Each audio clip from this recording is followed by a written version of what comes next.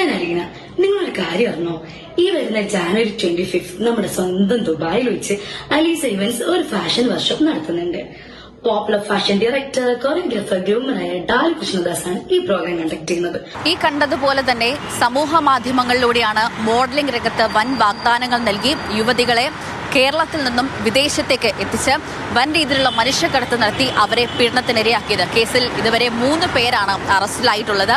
എറണാകുളം സ്വദേശിയായ അലീന, അതോടൊപ്പം തന്നെ തൃശൂർ സ്വദേശിയായ സിന്ധു, പൊന്നാനി സ്വദേശിയായ മഞ്ജിമ. ഏറ്റവും ഒടുവിൽ അറസ്റ്റിലായത് പൊന്നാനി സ്വദേശിയായ മഞ്ജിമയാണ്. 1-ാം പ്രതിയാണ് സിന്ധു. ഈ വിവരം അറിഞ്ഞ സിന്ധു മുംബൈയിലേക്ക് കടക്കാൻ ശ്രമിച്ചു.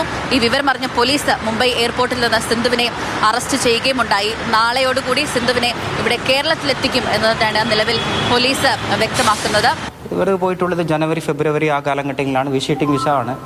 അവരുടെ വിസ എല്ലാം മാറ്റി വെച്ച് ഇങ്ങനെ എക്സ്പ്ലോയിറ്റ് ആയി ചെയ്തിട്ടുണ്ട്. 2 മാസം വിസിറ്റിംഗ് വിസ കഴിഞ്ഞ പിന്നെ വേറെ ഒരു ആൾക്കാർ മുഖാന്തരം ഇവർക്ക് ബന്ധുക്കളെ കോൺടാക്ട് ചെയ്യാൻ പറ്റി. അതനുസരിച്ചാണ് ഷീസ് കം ബാക്ക്. സോ ഇപ്പം 3 പ്രതികൾ നമ്മളുടെ കസ്റ്റഡിയിലുണ്ട്.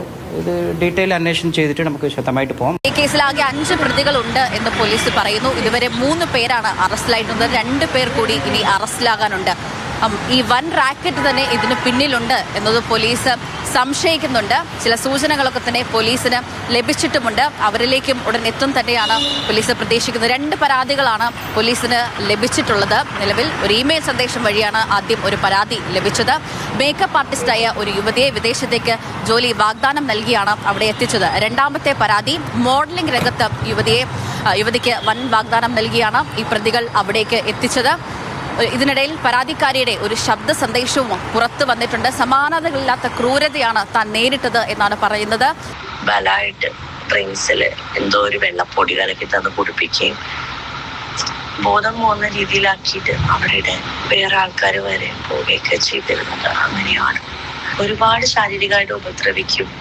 ഡെയിലി ഈ ഡ്രിങ്ക്സിലും ഈവൻ പച്ചവെള്ളത്തിൽ പോലും ഓരോന്ന് കലക്കി തരുന്ന അവസ്ഥയാണ് ഉണ്ടായിരുന്നത്. നമുക്ക് പ്രതികരണ ശേഷി നഷ്ടപ്പെട്ട ഒരു ഫീലാണ് അവിടെ ഉണ്ടാവുക. ഇതിൽ നിന്ന് നമുക്ക് മനസ്സിലാക്കാൻ സാധിക്കുന്നത് ഒരാളെയല്ല, നിരവധി യുവതികളെ ഇത്തരത്തിൽ ഈ മോഡലിംഗ് രംഗത്തും വിദേശത്തേക്ക് ജോലിയും മറ്റുമൊക്കെ വാഗ്ദാനം ചെയ്ത് അവർ എത്തിച്ചിട്ടുണ്ട് എന്നാണ് മനസ്സിലാക്കാനായിട്ട് സാധിക്കുന്നത്. നിഖിൽ ജോസഫിനൊപ്പം സ്നേഹ മോൾ, മാതൃഭൂമി ന്യൂസ്, കൊച്ചി.